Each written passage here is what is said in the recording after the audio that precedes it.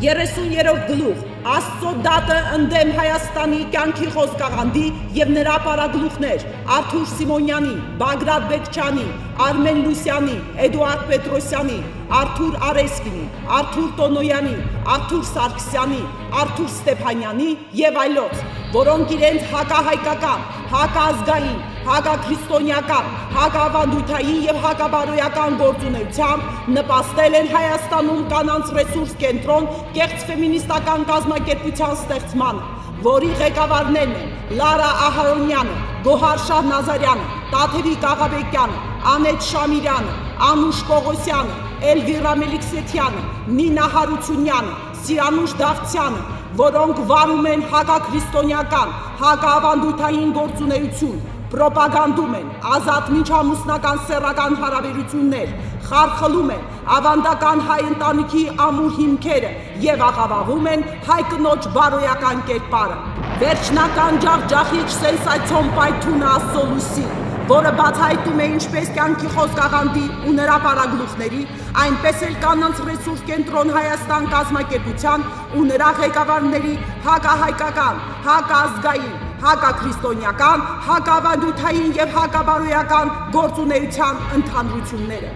Աստծո դատի նախորդ գլուխներում բացահայտվեց կյանքի խոսքաղանդի և Արթուր Սիմոնյանի կործանիչ գործունեությունը, որն իր սարսափելի ազդեցությունն է ունեցել ոչ միայն անհատների, այլև ամբողջ հայ ժողովրդի վրա և տվել է մեր ազգին ոչհարիր և ազգակործան պտուղներ։ Աստծո դատի 28-րդ և 29-րդ գլուխներում ներկայացրինք կյանքի խոսք և կանանց ռեսուրս կենտրոն կազմակերպությունների առաջին 6 ընդհանրությունները։ Աստծո դատի 30-րդ գլխում կներկայացնենք կյանքի խոսք և կանանց ռեսուրս կենտրոն կազմակերպությունների հաջորդ ընդհանրությունները։ Երկու կազմակերպություններն էլ կազմակերպում են միջոցառումներ, որտեղ պրոպագանդում են ազատ սեռական հարաբերություններ, երկրպագում են սեռական օրգանների և փառաբանում դրանք։ ԿԽ կյանքի խոսքաղանդ և ԿՌԿ կանանց ռեսուրս կենտրոն կազմակերպությունների, գաղափարների, նպատակների և գործունեության ընդհանրությունները։ 7-րդ երկու կազմակերպություններն էլ կազմակերպում են միջոցառումներ, որտեղ պրոպագանդում են ազատ սեռական հարաբերություններ։ ԿԽ-ն կազմակերպում է առաջին ընտանիք թեմայով սեմինարներ և քարոզում քրիստոնյային ոչ վայել ապրելակերպ, կազմակերպիչ Արթուր Սիմոնյան, Քաղաք Երևան, 2005 թվական։ Երկրորդ 2012 թվականի հոկտեմբերի 19-ից 21-ը Ծաղկաձորում ԿԽ-ն կազմակերպել է ընտանիք և ինտիմ կյանք թեմայով համաժողովներ, որտեղ ամուսիններին սովորեցնում են ունենալ ազատ սեռական հարաբերություններ։ Կազմակերպիչներ Արթուր և Լուսինե Սիմոնյաններ, նրանք այդ սեմինարների ժամանակ օգտվում են հատուկ ուսումնական ձեռնարկից, որը կոչվում է ամուսնական կուրս ձեռնարկ լիդերների համար։ Այդ ձեռնարկները ԿԽ-ի լիդերներին բաժանվել է 2012 թվականին Մոսկվայում տեղի ունեցած հավատքի Եվրասիական կոնֆերանսի ժամանակ։ Ձեռնարկում ներկայացված է 7 սեմինարների անցկացման կարգացուցակը։ Ամենասարսափելին 6-րդ սեմինարն է «Հավիտյան կենդանի սեքս» անվանումով։ Իսկ 41-րդ էջում ներկայացված է սեմինարների անցկացման տարածքի կահավորման տեղաբաշխումը։ Յուրաքանչյուր ծրագիր անցկացվում է յուրահատուկ երաժշտության ներքո, մեջբերում ձեռնարկի 42-րդ էջից։ Մենք օգտագործում ենք դասական և ժամանակակից զանազան երաժշտություններ, այն ընտրելով այնպես, որպեսզի երաժշտության բնույթը համապատասխանի վարժությունների թեմային։ Երրորդ կազմակերպում են տղամարդկանց և կանանց կոնֆերանսներ, որտեղ անցկացվում են դասընթացներ ոչ թե հոգևոր թեմաներով, այլ սեռական հարաբերությունների վերաբերյալ։ Կանանց համար մարտի 7-ին, 8-ին, 9-ին, տղամարդկանց համար փետրվարի 22-ին, 23-ին։ Դիտենք մի հատված 2012 թվականի փետրվարի 22-ի տղամարդկանց կոնֆերանսից։ 2 ժամ ունեմ այդտեղ մաստեր կլաս,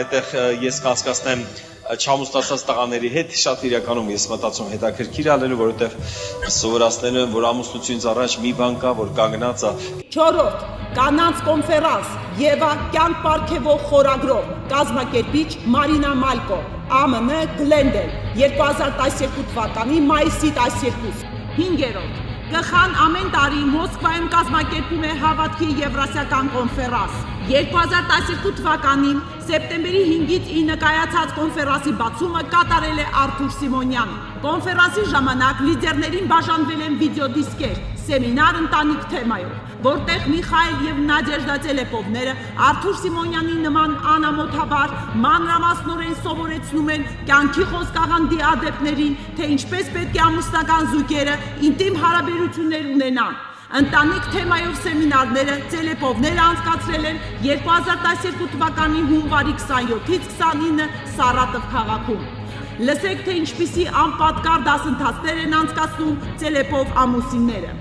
Երբ մեզ մոտ կոնսուլտացիա են գալիս ամուսնական զույգեր այսպիսի հարցերով, ասացեք խնդրեմ, իսկ այսպես կուլտուրական մարդկանց անկողնում կարելի է։ Գիտեք, եթե ձեզ երկուսիդ դուր է գալիս պարանը կապել առաստաղից եւ ճոճվելով այդ պարանի վրա թռչել անկողնու վրայով, խնդրեմ, թռեք։ И знаете, когда к нам приходят на консультацию супружеские пары вот с такими вопросами, скажем, по интимным отношениям, и задают мне такой вопрос. Скажите, пожалуйста. А вот так вот культурным людям в постели можно? Если вам обоим нравится привязать веревку к потолку и раскачиваясь над этой веревкой, пролетая над кроватью. Ну, пожалуйста. Если вам обоим нравится, пожалуйста. Летайте. Այժմ լսենք Տելեպովների հաջորդ գրեհիկ արտահայտությունը։ Մենք միշտ մարդկանց ասում ենք, «Էլ երբ զբաղվել ինտիմ կյանքով, եթե ոչ հղիության ժամանակ»։ Я всегда говорю, люди, послушайте, а когда же еще заниматься интимной жизнью, как не во время беременности? Когда все спланировано. Сколько Все, хотите, 9 когда месяцев в полной хотите, свободе. все. Где Слушайте, хочешь, когда хочешь. Լսեք Տելեպովների հաջորդ գրեհիկ արտահայտությունը։ Знаете, вот это вот тело, на самом-то деле, это не ее. Это мое тело. И теперь в любой момент времени, утром, днем, вечером, на кухне, в ванной, в спальне, в гараже, где угодно, ему сказать, жена, вот это тело мое вынь и положь вот сюда. Я ей дал попользоваться в туалет, сходить на работу, душ принять. Իսկ հիմա լսենք նրանց ամենասարսափելի սրբապիղծ արտահայտությունը։ Նույնիսկ աղոթքը եւ ծոմը չեն կարող պատճառ լինել ինտիմ կյանքից հրաժարվելու համար։ Даже Нельзя пост и принимать. молитва не может быть причиной отказа от интимной близости. Այսպիսով, կյանքի խոսքաղանդի պարագլուխները սովորեցնում են ամուսիններին լինել չափազանց ազատ եւ սանձարձակ իրենց ամուսնական հարաբերությունների մեջ, ինչպես նաեւ նրանք խրախուսում են արտամուսնական կապերը, տնային խմբակներում սովորեցնում են, որ կարելի է անբարոյ կյանք վարել, սակայն չբացակայել աղանդի ծառայություններից։ Այդ մասին է վկայում կյանքի խոսքաղանդի մամուլի խոսնակ Արմեն Լուսյանի պատասխանը հրապարակ օրաթերթի լրագրողի հարցին։ Անժելա Սարգսյանի կյանքի խոսքաղանդ հաճախելու վերաբերյալ։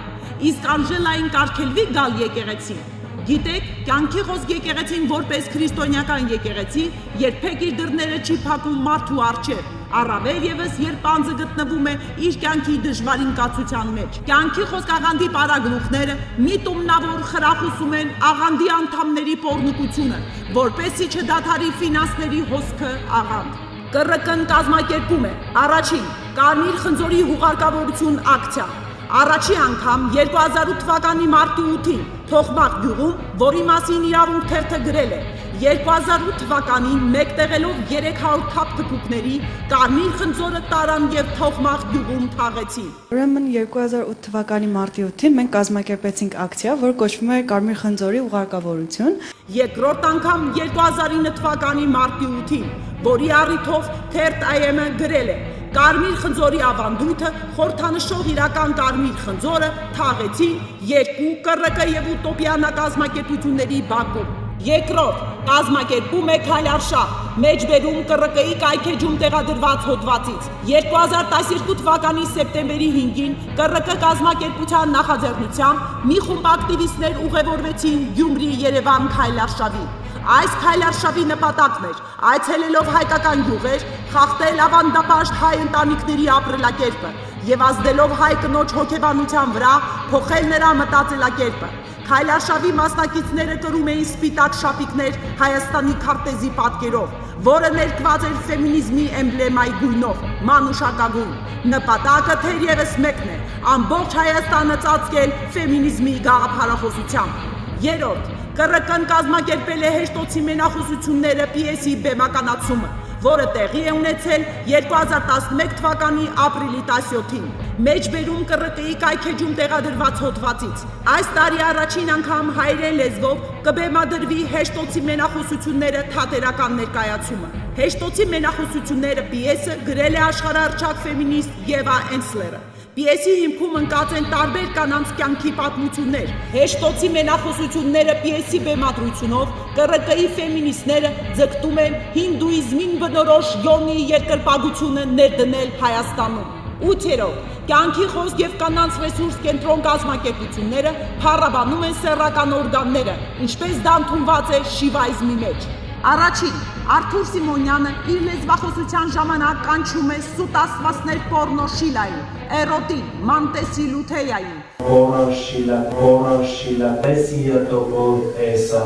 էրոտին, մանտեսիլութեյա։ Երկրորդ Արթուր Սիմոնյանը անամոթաբար արտասանում է կնոջ եւ տղամարդու սեռական օրգանների անվանումները հնդկերեն, ռուսերեն, հայերեն, թուրքերեն։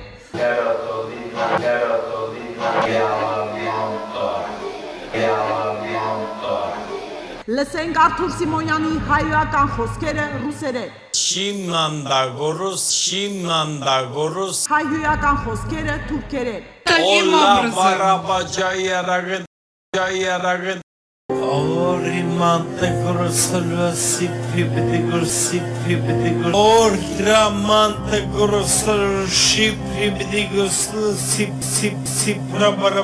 Հայոյական խոսքերը հայերեն։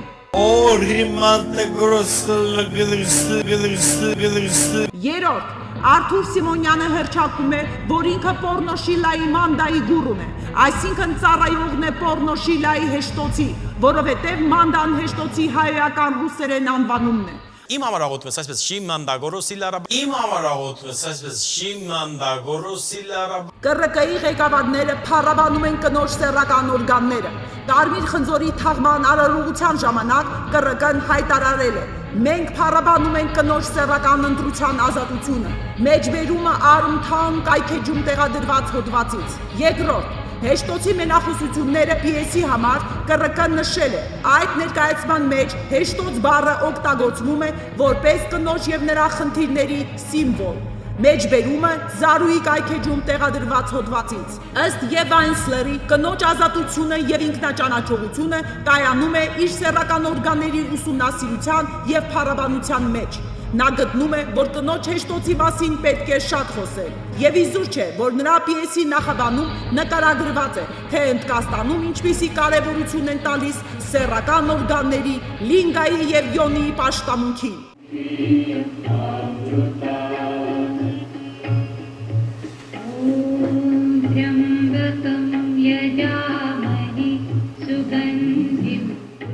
Ուզում ենք հիշեցնել, որ կյանքի խոսք աղանդի անդամ Անժելա Սարգսյանը իր հովի Արթուր Սիմոնյանի ներկայությամբ նույնպես փառաբանում էր հնդկական տաճարները, որոնց պատերին քանդակված էր Կամասուտրայի դիրքերը։ Անժել ջան, ինչ պատահեց, որ հասար քո երազանքի, որովհետև շատերը չեն հասնում իրենց երազանքի։ Իսկ հնդկական տաճարները մթնշաղի մեջ հալչող նրանց պատերը։ Այսպիսով, ինչպես ԿԽ-ի պարագլուխ Արթուր Սիմոնյանը կանչում եւ երկրպագում են լինգայի եւ յոնին, այնպես էլ ԿՌԿ-ի ղեկավարները մեծարում են հեշտոցը եւ տարածում են նույն այդ լինգայի եւ յոնի երկրպագության գաղափարախոսությունը։ Այսպիսով, Աստծո դատի 30-րդ գլխում բացահայտվեց, որ կյանքի խոսք եւ կանանց ռեսուրս կենտրոն սրբապիղծ կազմակերպությունները իրենց հակաբարոյական միջոցառումներով դժոխքից բաց են թողնում պոռնոտության եւ շնության պիղծ հոգիներ, որպեսզի մեր ավանդապաշտ ժողովուրդը հեռանա աստվածային ճշմարիտ ճանապարհից եւ Աստված երես թեքի իր ժողովրդից, որովհետև Աստծո բարկությունը իջնում է իր ժողովրդի վրա այն դեպքում, երբ Աստծո ժողովուրդը պոռնկանում է եւ պաշտում սուտ աստվածներին։ Բայց թող հայ ազգի թշնամիները լավ իմանան, որ Հայաստանի Տերը Եհովա Սավաոթն է եւ Հիսուս Քրիստոսը, որոնք երբեք թույլ չեն տա, որ ԿԽ-ի եւ ԿՌԿ-ի նման օտարածին եւ օտարամուտ կազմակերպությունները իրենց ծավալած պիղծ գործունեությամբ աղավաղեն մեր ազգի բարոյական կերպարը եւ խարխլեն հայի դարերով պահպանված հավատքը առ Աստված։ Հայր Աստծո ողորմությունը մեծ է եւ սերը անսահման հայ ժողովրդի նկատմամբ, քանի որ հայ ժողովուրդը Աստվածընտրյալ է, իսկ հայոց երկիրը փրկության օրան։